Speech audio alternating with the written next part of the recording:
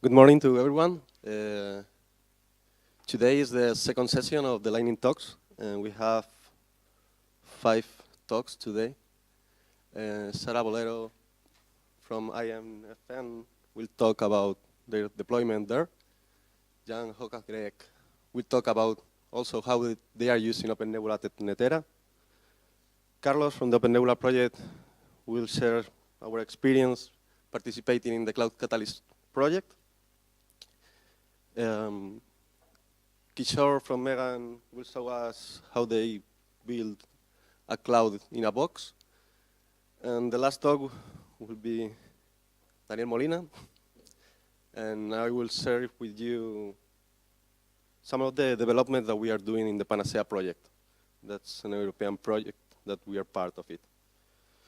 So we are going to start. Remember, each talk is 5 minutes. We'll have time for questions at the end of all the talks. Thank you. Okay, hello. I am Sara Vallero. I work as a cloud administrator and developer at the computing center of the INFN Torino. So maybe not all of you know what the INFN is the Italian National Institution for Nuclear Physics, which has nothing to do with nuclear plants. It's just fundamental physics studies. So our data center in Torino is, I would call it a medium-sized data center. We have 1.6 peta of storage, 69 hypervisors, and 1,200 job slots for a total of 200 virtual machines. Everything is managed with OpenNebula, of course.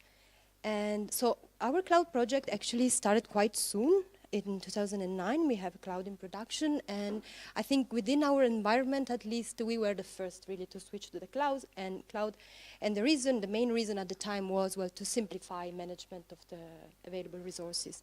So the big customer we serve at our cloud is the WLCG Tier 2 for the ALICE experiment at CERN. We also have another Tier 2 for the BESS-3 experiment in China. And we support computing for upcoming experiments like Panda at GSI or Bell2 at Keck.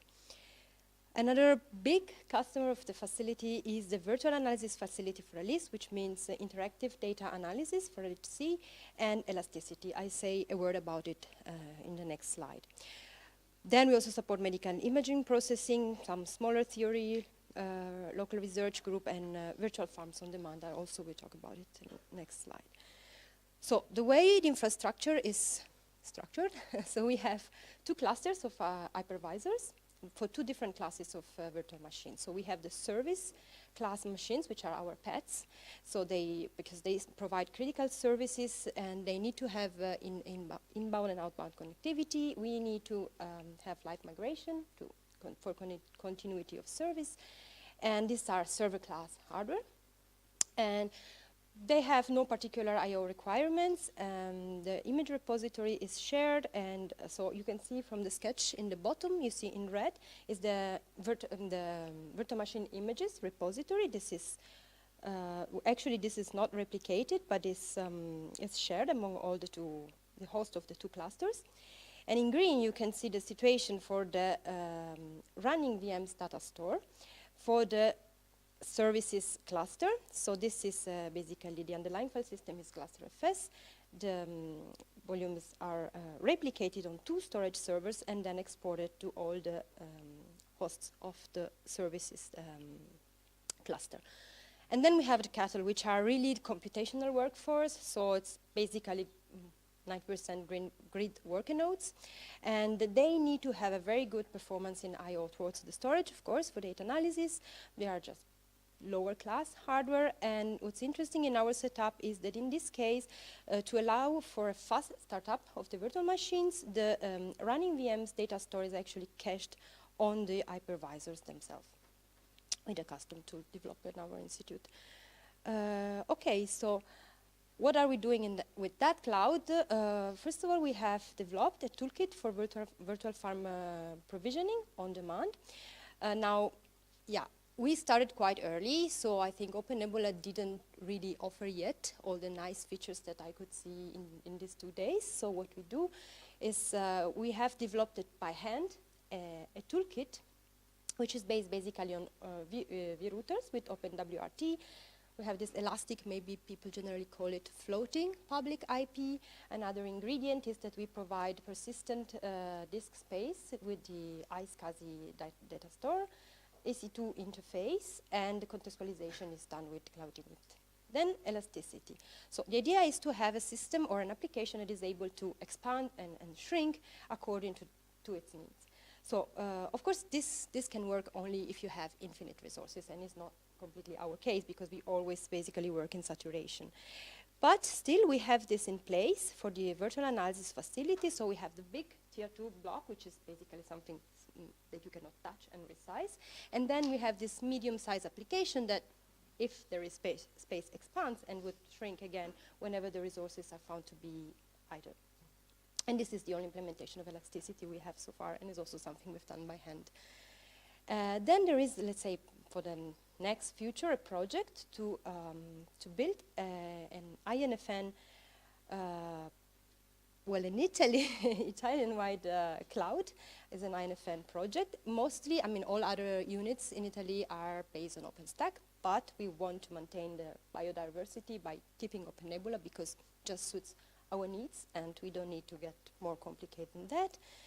But of course, we need to be able to interoperate with OpenStack, especially for services like Keystone. So there is some work that we have to be done, that has to be done with this respect. And finally, we have developed a uniform monitoring interface, both for the applications running on the cloud, some of them at least, and for the infrastructure. And this is based on the so-called ELK stack, so Elasticsearch, Logstash, and Kibana. And our goal would be to develop a very simple toolkit to provide monitoring as a service to the users of the virtual farms on demand or any tenant in our cloud. That's it.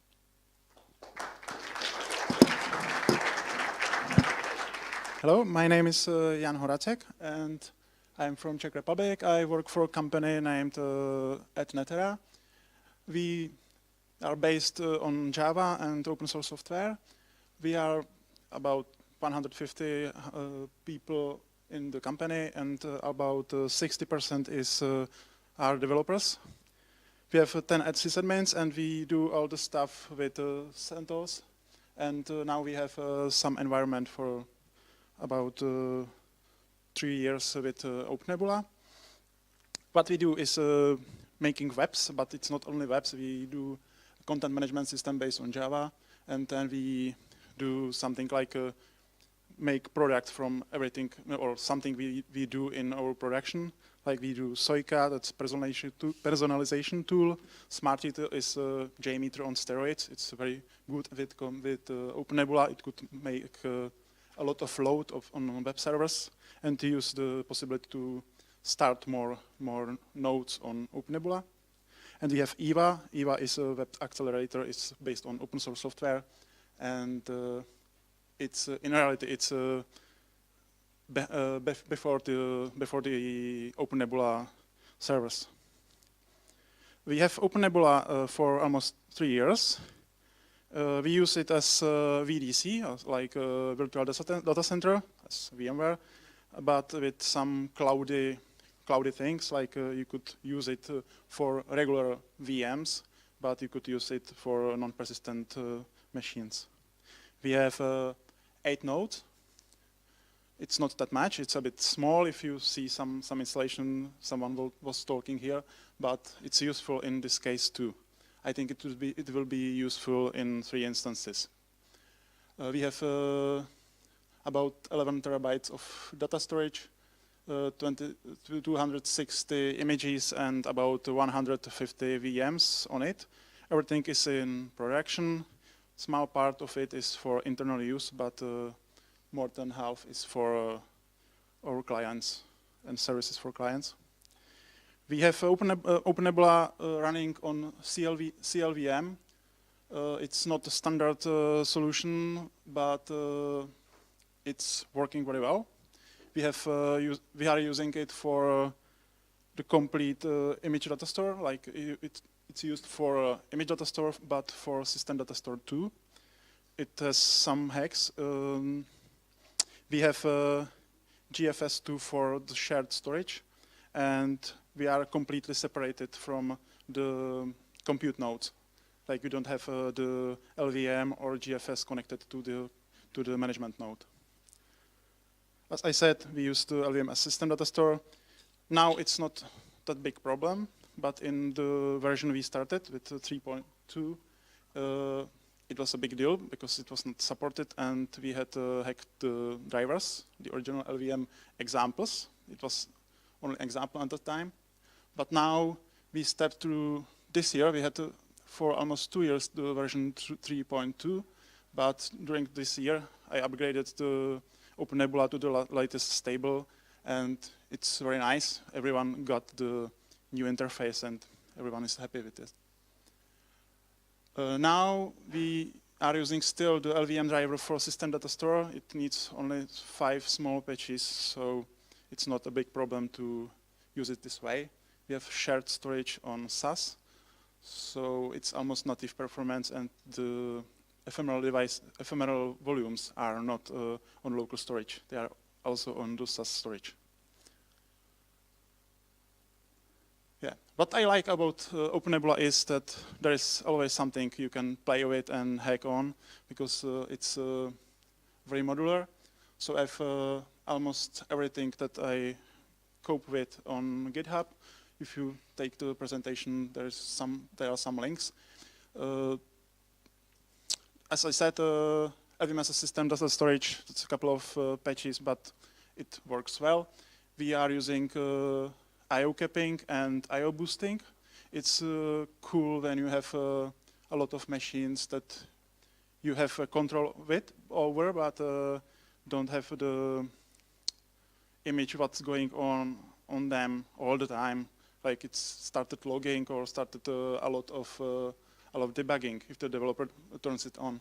So we have capping of the I/Os and the CPU, and then we have we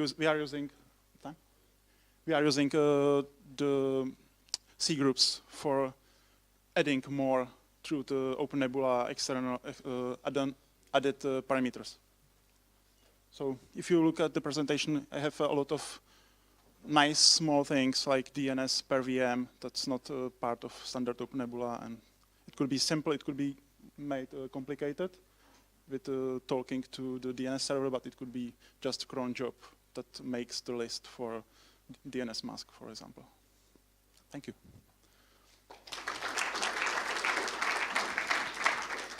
Well, hi everyone. My name is Carlos Martin. I'm part of the OpenNebula team. I'm one of the developers.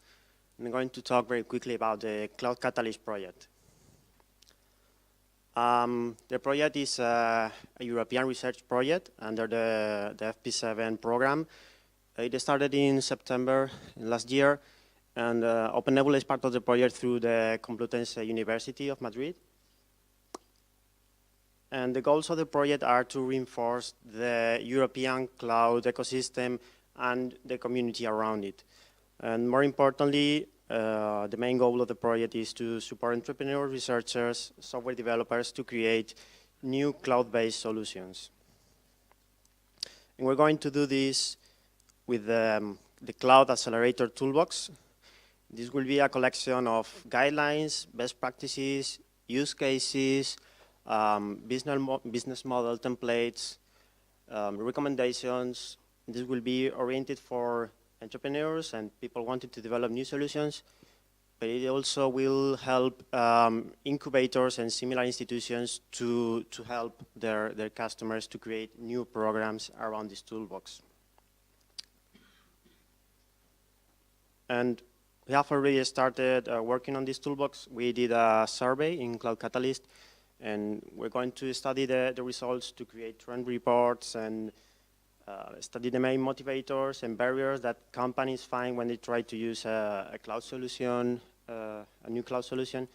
And this will be translated to innovation opportunities that we can offer the new entrepreneurs interested in our results. So, for example, I copied here a couple of relevant graphics. As you can see on the left, the main cloud manager solutions, the level of awareness, how many people are already using it. You can see at the top, well, maybe you can't, but it says the most used ones are VMware, OpenStack, and OpenNebula. So open source is highly relevant. That's a good data.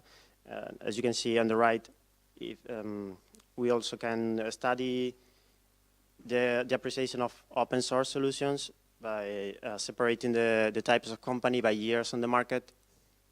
And we're doing this kind of a study to help entrepreneurs know their target customers. So, for example, they will have insight about the target companies. Companies working in banking industry will have different security requirements than companies in education, for example.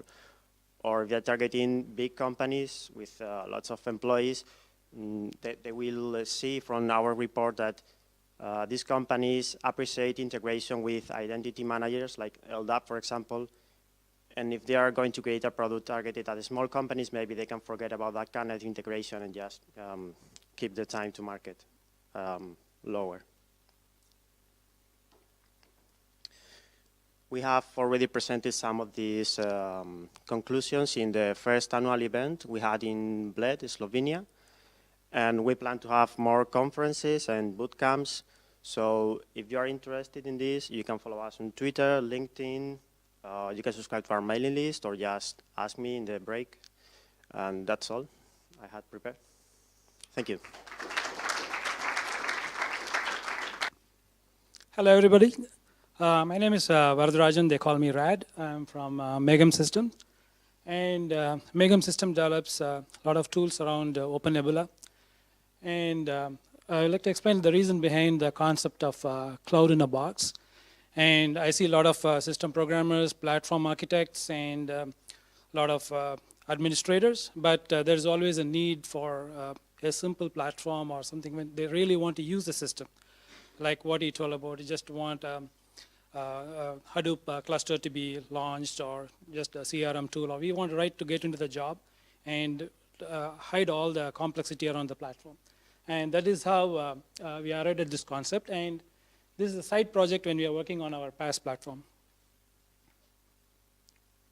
So is this a new concept? No, there are already a lot of other projects in the market. It's not a new concept.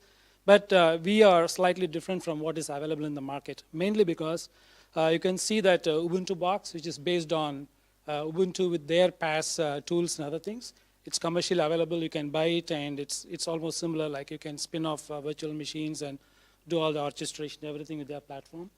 And cMicro is a high-performance cluster with Vital core hardware. And that's also based on Ubuntu, and has a similar concept.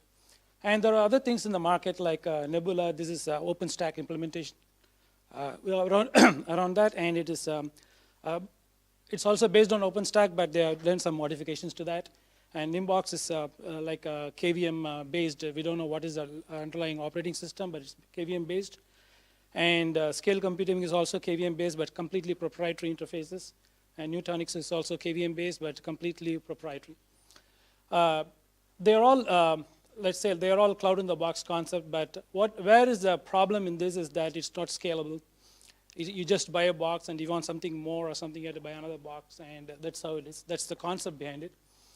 And also it's not customizable. There is nothing you can tinker around. You just install it and then you start using whatever interface they have built in and start using the system.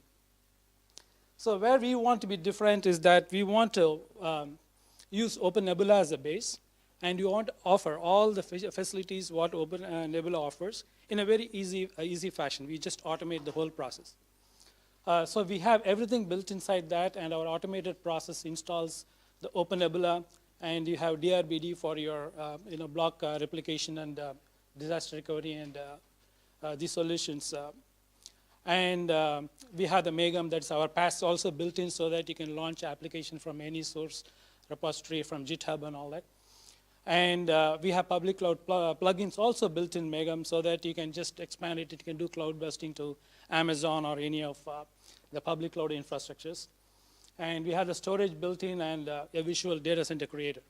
So all this we are offering as a completely automated platform. You just download the ISO and you start installing it on your bare metal server in a completely over the network.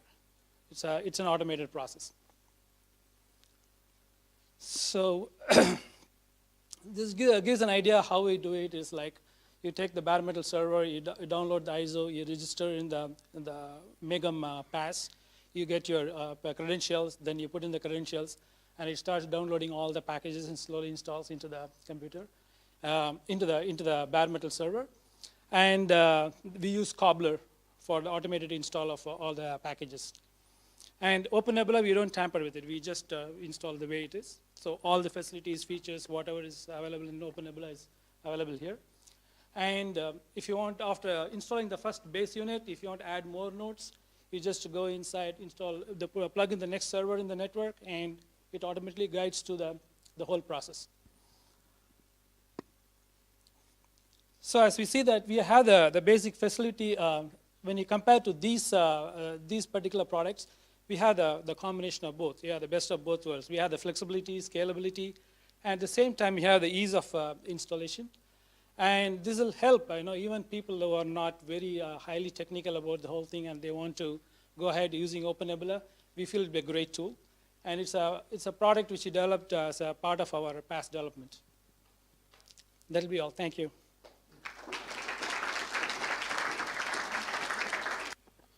So this is the last talk. You may know I'm Daniel Molina, and I'm part of the OpenNebula team. And in this talk, I'm going to show you our work at Panacea. Panacea is an European project that we are part of it. And the main objective of this project is to provide proactive autonomic management of cloud resources. Basically, the idea here is that we deploy a group of VMs, a service, and when these VMs are running, they have to be able to reconfigure, to self-protect, self-heal from inside the VM.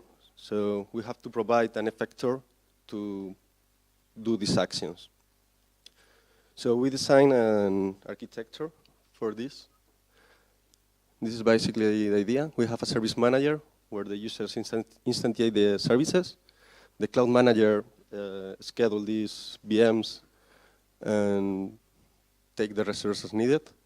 And then from inside the VM, we need to contact the cloud manager. So the VM have to be aware that he's part of a cloud. He has been deployed in a cloud, and what are the VMs that are part of the services, the service also. When the VM knows these things, he will be able to shut down new VMs or start new VMs based on a prediction model that is built using a machine learning framework. This is not the part that we are developing, but we are basically providing the mechanisms to self-protect, self-reconfigure, and self-optimize the service. So this architecture applied to OpenNebula would be, the cloud manager is obviously OpenNebula. One flow would be the service manager, where you can define several VMs and dependencies between different roles. And then we have the one gate component. We developed this component when we included the elasticity rules in one flow. We realized that we needed a way so that the VM can provide information of the application that is running inside the VM. So the VM can push monitoring to OpenNebula and apply elasticity rules based on those values. So for this project, we used this component and we extended it. And now, using one gate, you can ask, I will show you in the last slide what are the available actions, but this is how it looks like. One flow on top of OpenNebula, and then you have one gate running in your infrastructure. And the VM contacts this server using a token provided by OpenNebula, and is only able to retrieve information of itself. So this is the development we did for the project. We developed a small command line interface that is injected in each running VM. And the VM can retrieve information of itself. It's like one VM show. Can push information to the VM. And also, if it's part of a service, it will be get information of all the VMs of the service. Even the VM can share information. It can update one of the templates of a running VM and retrieve it in another one. And even the VM can scale the service. So I need 5 more workers, so the VM can send this action to OpenNebula using 1 gate. And basically that's all. So we have finished with the talks. So you have any questions for any